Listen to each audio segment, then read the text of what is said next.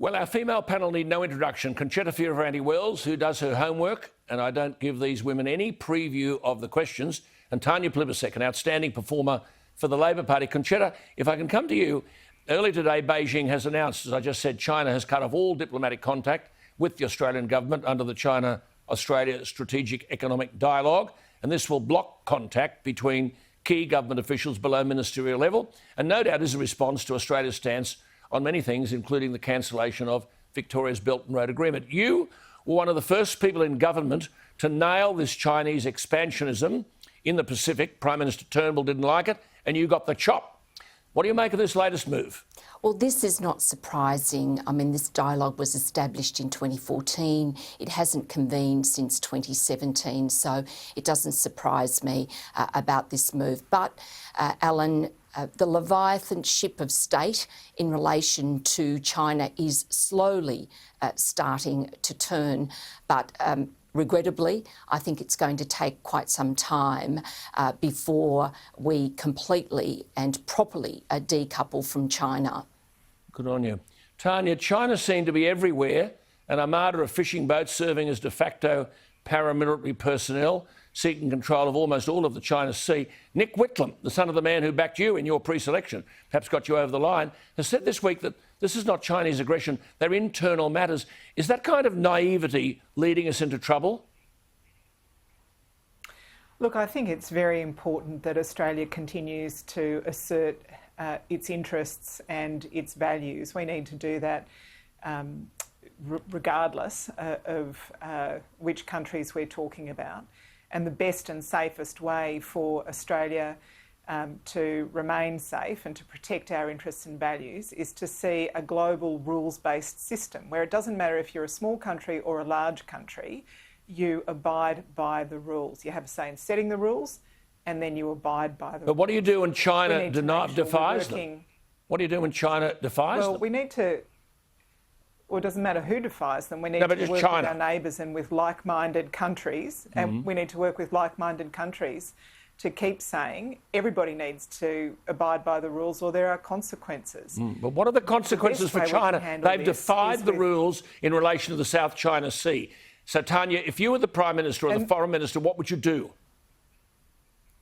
Well, I'd always be working with our allies and our neighbours to make sure that every country abides by the rules. That's the best way to handle it, using strategy and diplomacy and making sure that we get our neighbours on board. Look, one of the problems here, Alan, is that the Australian government for several years now has left a vacuum, particularly in the Pacific. You mentioned the port of Daru earlier. Australia should be the leading country in the Pacific. We should be the best friend and best neighbour in the Pacific. And because of the vacuum left by this government, people are looking around elsewhere. China has found that vacuum and is building facilities, not just in Daru, but in many other nations throughout the Pacific. Conchetta, how do you respond to that? 4 years ago, this government... Sorry. Well, let's hear about the Pacific step-up. Well, let's ask Conchetta, because just taking those 2 points that Tanya made, politicians seem to have woken up to the folly of this 99-year lease on the Port of Darwin. Conchetta, if it costs $700 million to get out of it, would that be money well spent? Well, I think Australians would agree that taking back the Port of Darwin on just terms and paying just compensation would be money well spent. Now, we don't know the terms of the lease, because that's only within the purview of the Northern Territory government. But I believe that under just terms that the port should be taken back, and I've advocated that.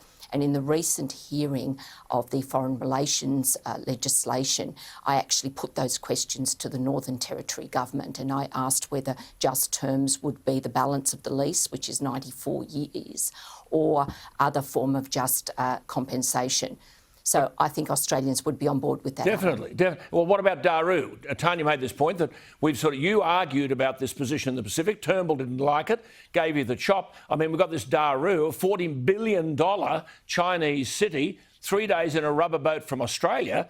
What should we be doing? Well, first of all, militarisation of any place in the Pacific, we should certainly, and we have in the past, objected to. And we saw a similar possibility with Vanuatu, and when the issue was raised, it was quickly denied.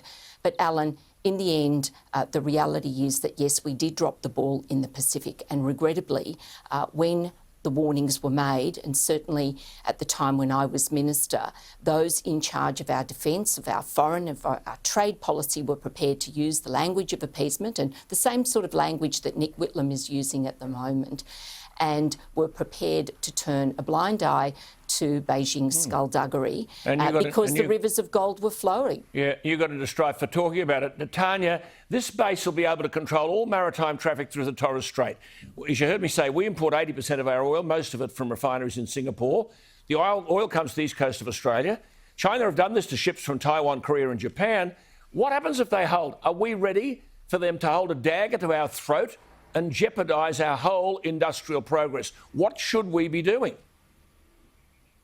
Well, we should have been more engaged with our neighbours for the last half decade at least, Alan. The Pacific step-up has been a failure. We should never have agreed to the long-term lease of the Port of Darwin.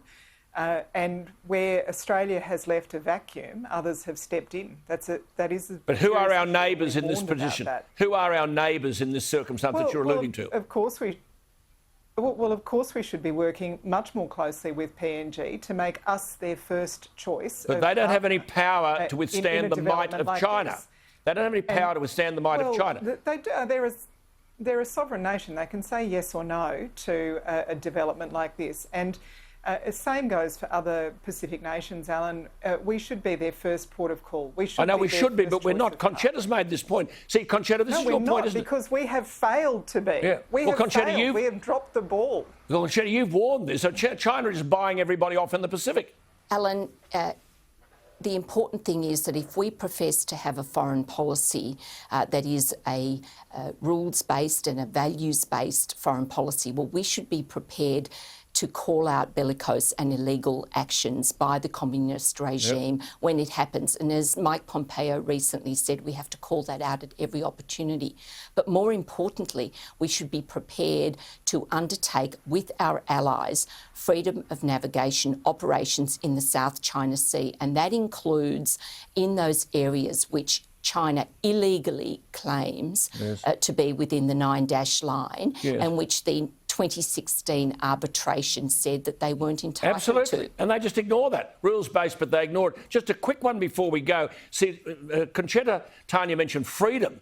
My God, you think of the 1 million Uyghurs, you think of the civil rights in Hong Kong. They were promised Hong Kong a separate system before Britain handed over in 1997. Rules-based, they just ignore the rules. Who's going to enforce the rules? Well, I think that's, Alan, that's why it's really important that countries work together, of course, to call out the behaviour with the Uyghurs, to remind China of the commitments it gave to one country, two systems. We need to work together with other countries in Asia and globally to keep reminding China of those commitments. I agree. Look, we've got a real problem on our hands. Great to talk to you both. These are very, very important issues, and I thank you for your time. We need debate on this above all else. Our sovereignty, I think, is at stake. Conchetta, thank you for your time. Thanks Tanya, very much, thank you Alan. for yours, and we'll talk to you next week. We'll be back after the break.